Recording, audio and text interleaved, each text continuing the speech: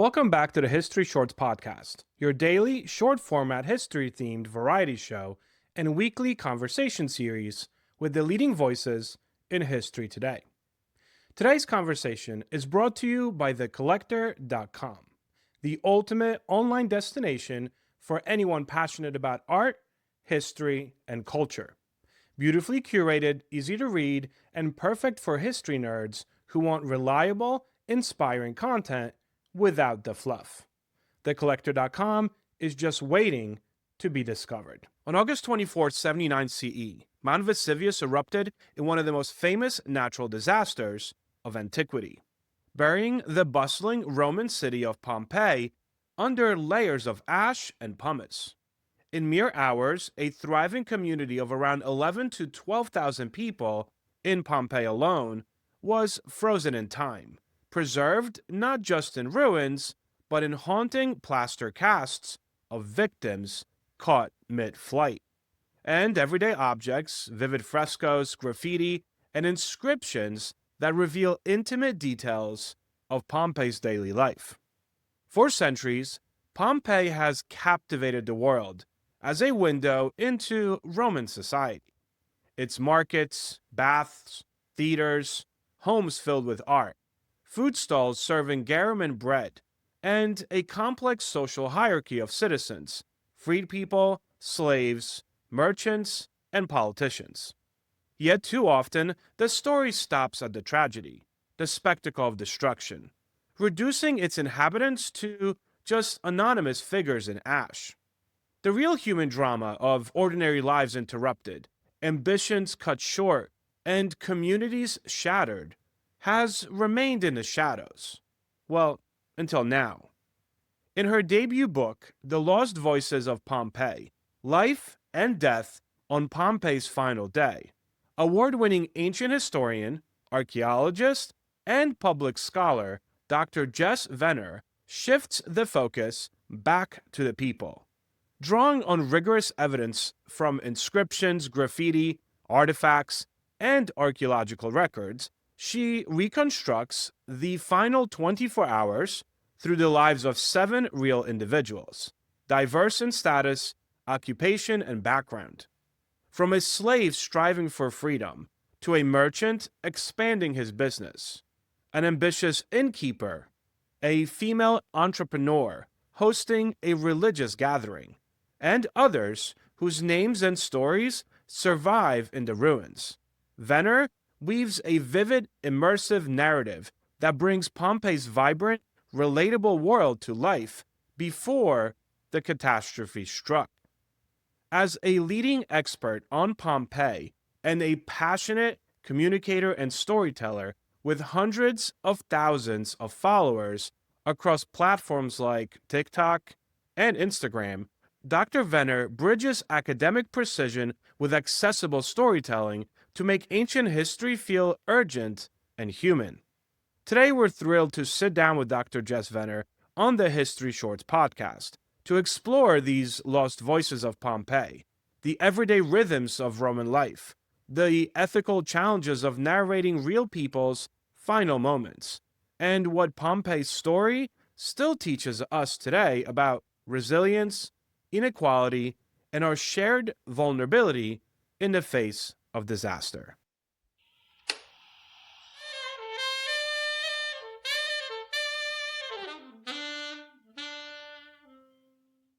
A quick word from our sponsors.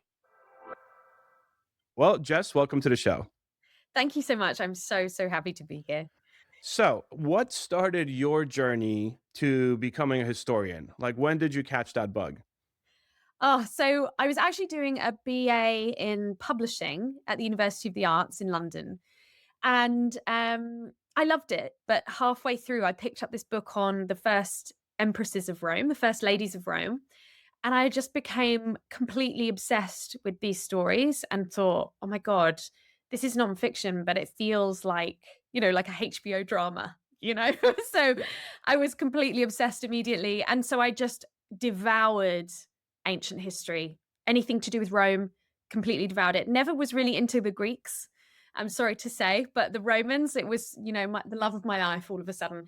And so my parents said, no, you have to finish your BA. So I did, and I did well. I got a first, but it wasn't, I knew it wasn't quite what I wanted to do, but I got a job in media and had an absolute blast, was working in London, made loads of friends, was out all the time, but thought, no, there's something missing. So I started an MA and used to do it on my lunch breaks and after work and very hungover a lot of the time. And I managed to do that. I had to do it part time because I had to pay for it in installments because I couldn't afford it otherwise. And then again, I realized, okay, I'm quite good at this. I got a distinction and I thought I should probably do something with that. And media is still not for me.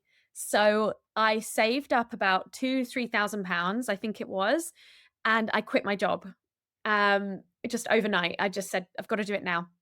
And I went and I planned and I went and did archaeological digs. I learned Latin because I'd never done that at school.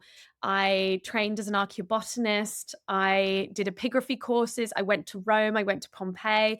I did all of these amazing things. Did a Saxon dig in the UK.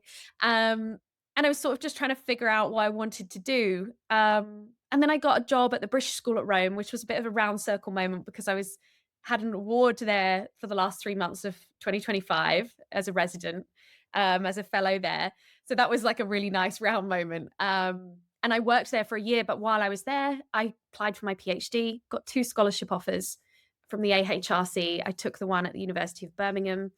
And now I'm doing a postdoctoral Leverhulme Early Career Fellowship at the University of Oxford.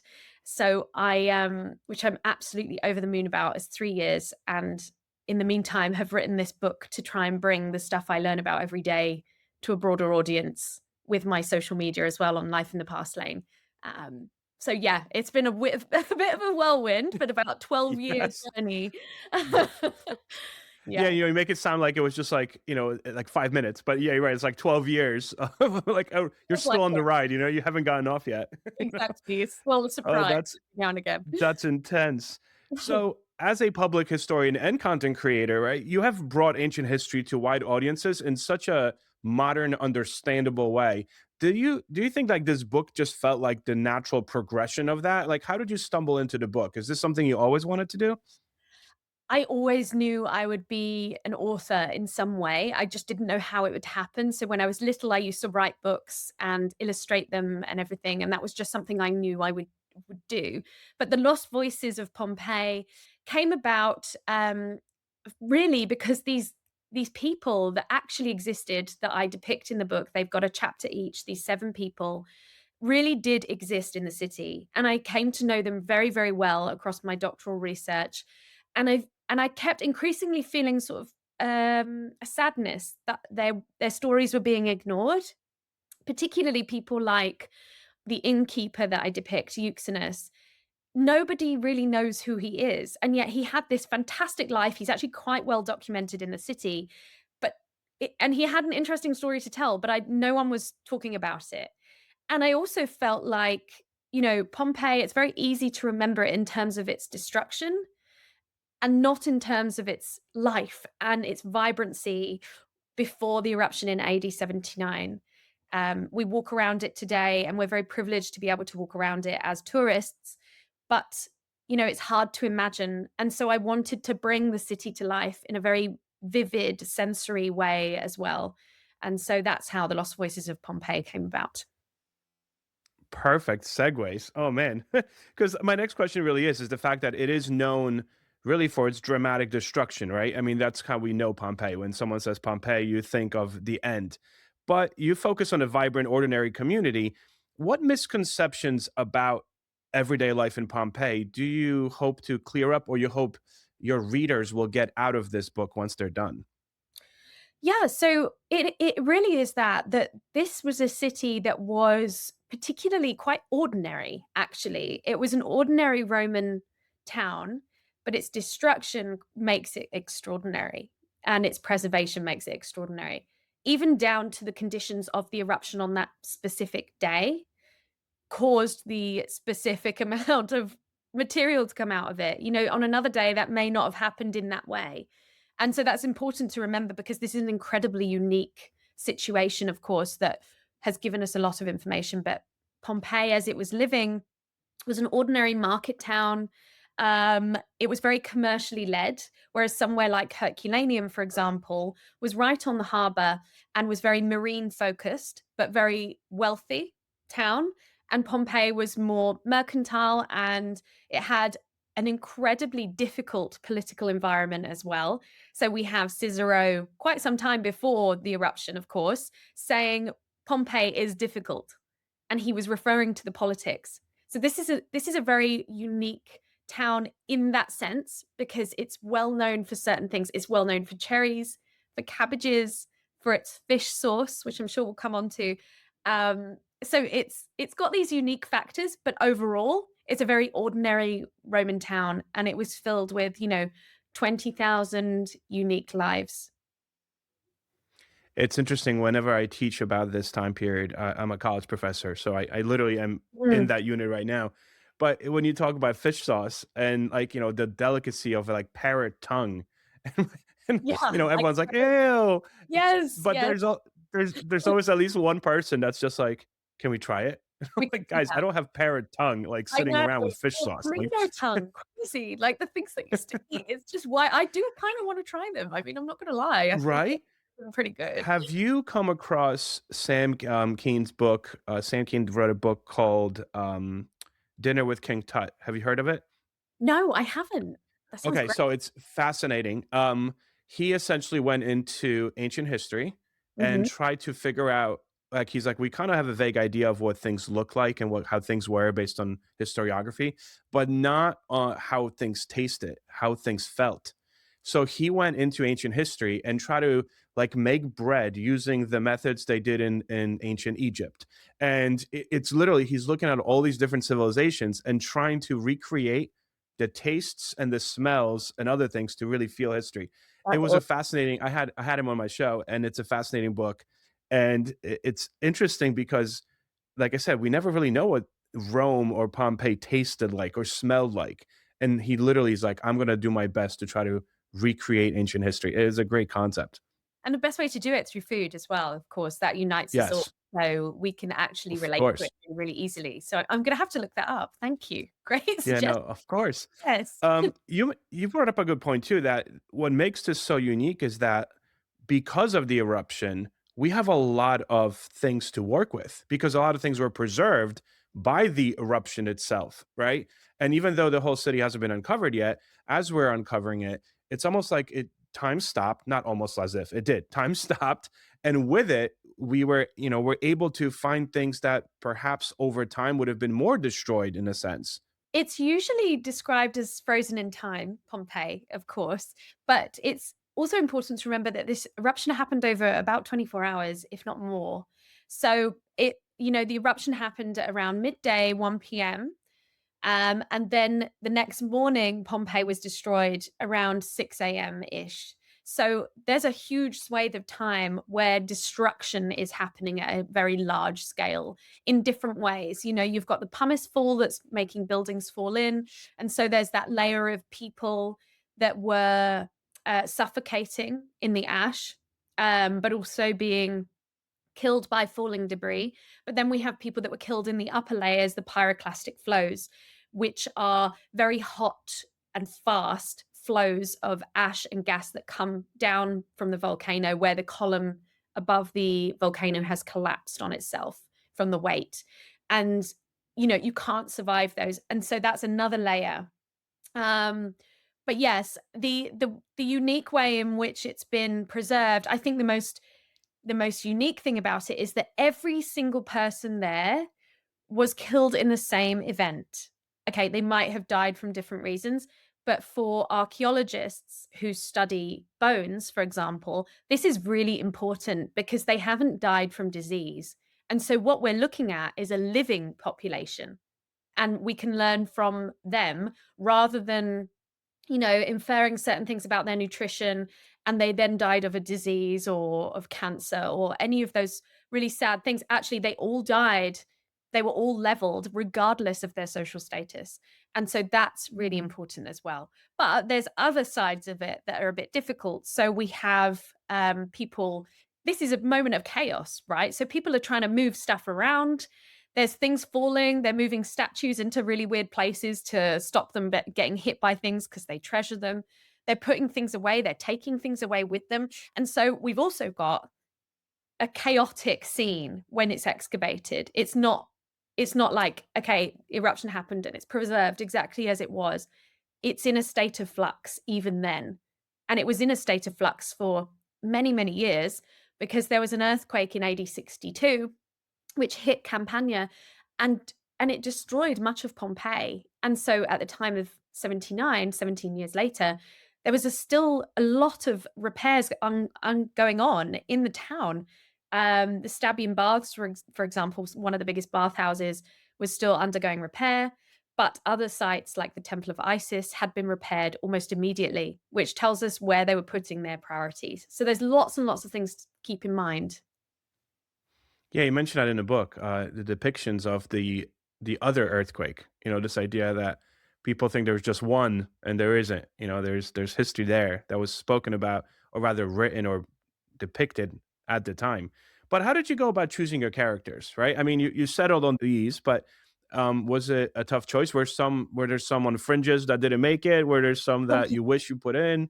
Yeah, how did you settle on these guys? Oh, yes. There's so many people I want to put into it. I could have gone down the route of um, prostitutes, for example, is a popular choice for this sort of thing. Gladiators are another. I wanted to depict the people we never really talk about.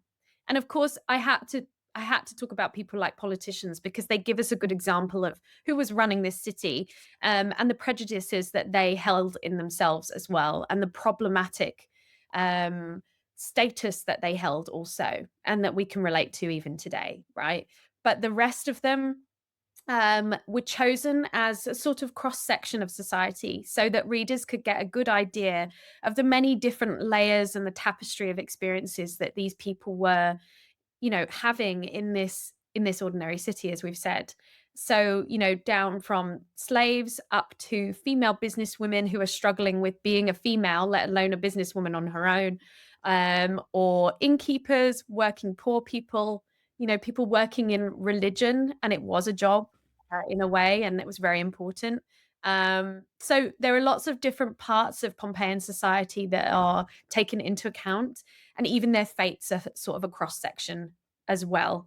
And obviously, I won't tell you those, but they are a cross section of and a depiction of the different fates that people would have experienced at the time if I don't know their real fate, of course. Honestly, looking at this, it definitely shows the different social classes, right? And how not everyone was equal, even though in death we're essentially all equal. But it does show, as you mentioned, it's a very much bottom up approach, which often doesn't happen when you talk about history, even ancient history.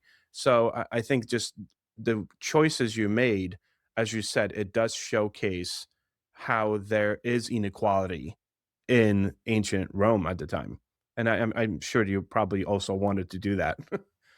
Yeah, 100%. It was really important to me to make that clear and be honest about the inequalities that people experienced. The harsh realities of being a woman, for example, the harsh realities of being a slave and the abuse that they suffered.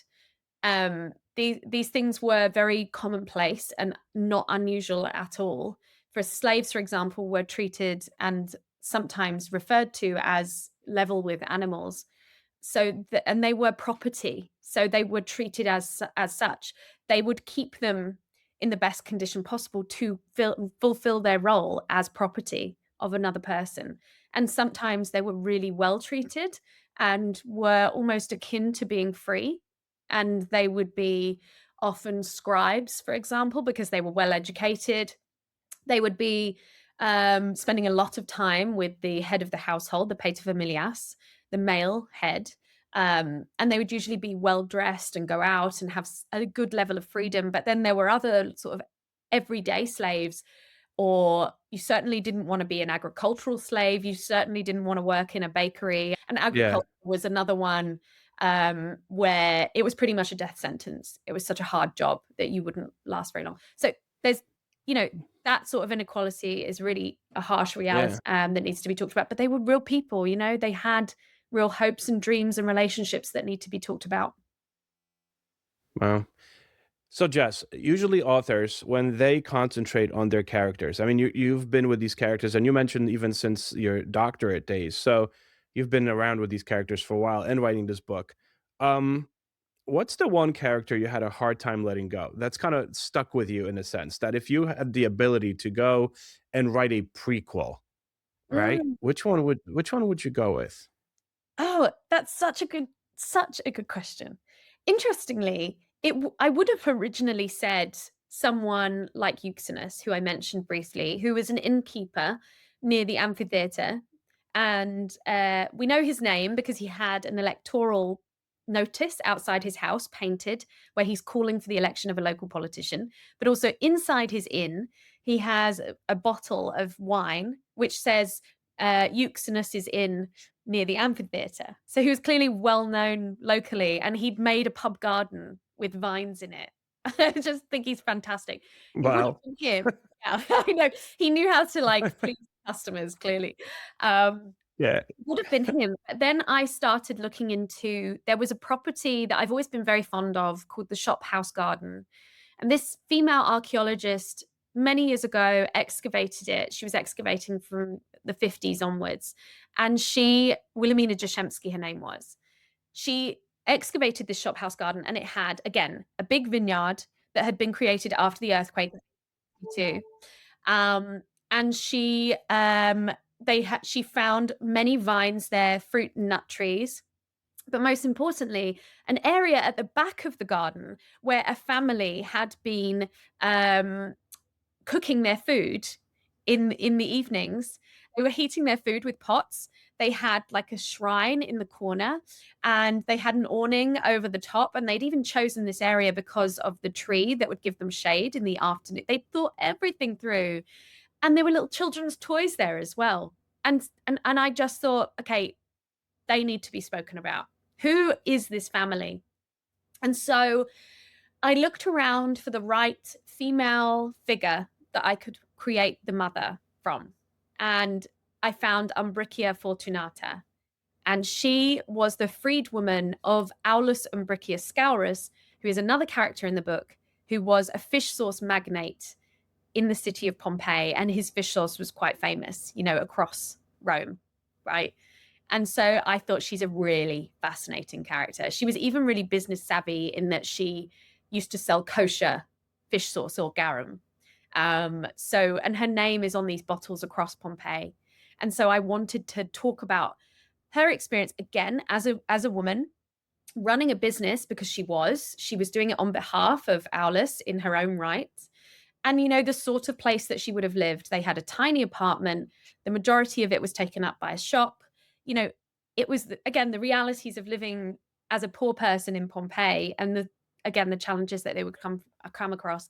And I wrote her chapter initially from the perspective of her husband, and I had to stop myself, and I was like, oh my God, I'm doing what I really hate. And I'm doing it all from a male perspective, which often happens in history. We're trying to change that, of course.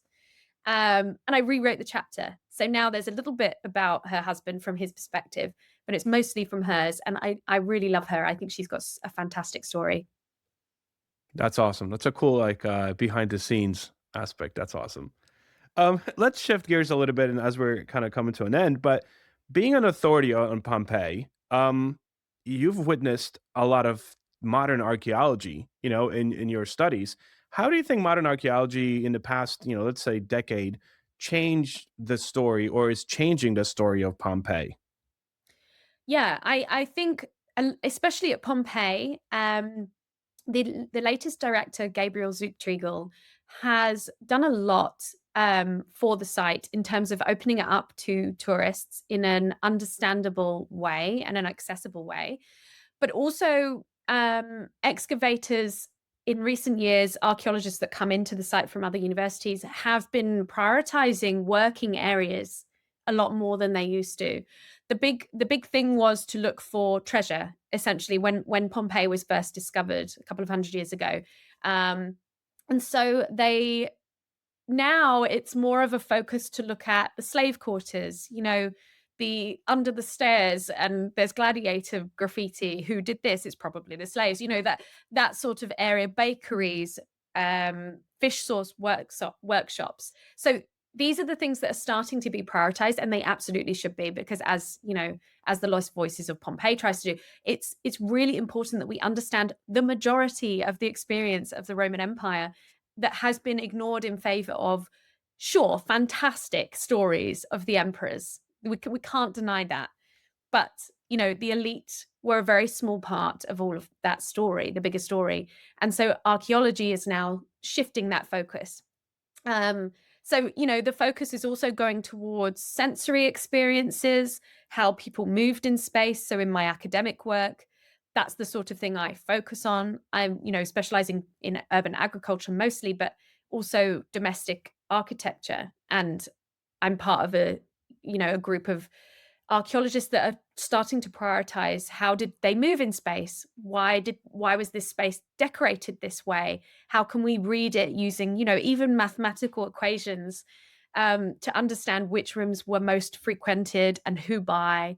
So there's these new questions coming out. How can we understand, why this pool is in the atrium? Would it have had flowers around it? What would that have smelt like? What would the light have been like? And so these like layers of experience are so much more rich now that we're able to start looking into those things. And technology has helped with that too. Reconstructions or GIS, whatever it might be, have really helped with that. And we're getting better at preserving as well, which is also very important. So, Jess, I guess my last two questions. One is, what do you think is the coolest aspect of your job and career? Oh God, where do I begin? The coolest aspect is 100%. Okay, it's two things, if I may. One is sharing it with people. This has been my biggest thing, because obviously I didn't start out as a historian. I didn't start out in classics or any of that. I didn't have access to that. The biggest joy has been being able to share that and make people realize that they could do this as well if they want to, whether it's in a casual capacity or whether it's in from a career perspective, is absolutely 100% possible. That has been such a joy, and building a community on social media, and writing, people's stories from 2000 years ago. But also, from an academic point of view, it's been my favorite thing ever is to get down a rabbit hole, and you won't be able to like get me out of it. I'm like in full focus mode, forget to eat, forget to drink for like a whole day if I have to. And when I get down one of those fantastic rabbit holes, it's just anyone that's interested in history has done that at some point, and it's just the biggest joy. So having platforms to be able to go down those and then share it is the best, and I'm loving it. So yeah. Awesome. And my last question, I kind of thought of this as we were talking. How do we get young people into history? Because when I think of, it's so funny when I think of like historians, right? We're historians, both of us, but I think especially ancient historians and historians, I always think of like these older gentlemen, that are like standing in front of a classroom and they're like, mwah, mwah, mwah. And everyone's like, Yeah, yeah, yeah, yeah, yeah, yeah, yeah. yeah. Yeah. Like, how do you think we can get young people? I mean, you're doing it already. So I guess it's a cop-out question, but how do we get young people involved in history? I think obviously social media has been the best way for me to do that, because it's quick and easy. I can try to accessibly explain something in an interesting way, I hope, that then incites curiosity is the aim, really. But I think we need to keep investing in robust research that then is actually that trickles down, because again, historically, those sort of characters that you describe many years ago would sit on that information like Smaug on gold, like in The Hobbit, and Yes. not share it, like this is our historical information, no one should know it. And that's not what our job is. What's the point in investigating all of these fantastic stories if you're not going to share them? And I think the stories, if you tell them in the right way, speak for themselves. And speak for us as people and making them as relatable as possible. I study resilience after crisis, for example, mostly when I'm studying the gardens and architecture. That can teach us a lot about what we're experiencing today and how we might cope with that. And I think that's very, very important. But for younger people, I think there's the lack of confidence and lack of opportunity, and they're being taken away, with a lack of funding and archaeology courses being taken out of circulation, things like that. Okay, but there are other avenues to this, and I came into it simply from researching everything myself and just absorbing myself into the world that I couldn't stop thinking about. And so it is absolutely possible to do these things without access to those resources if you love it enough. And that goes for any career, really, doesn't it? Absolutely. Just honestly, congratulations on the book. It is an amazing book. I'm going to put all the links and stuff into the description. But this was a great interview. Thank you so much for taking the time. Oh, it's been a pleasure. Thank you so much. Appreciate it.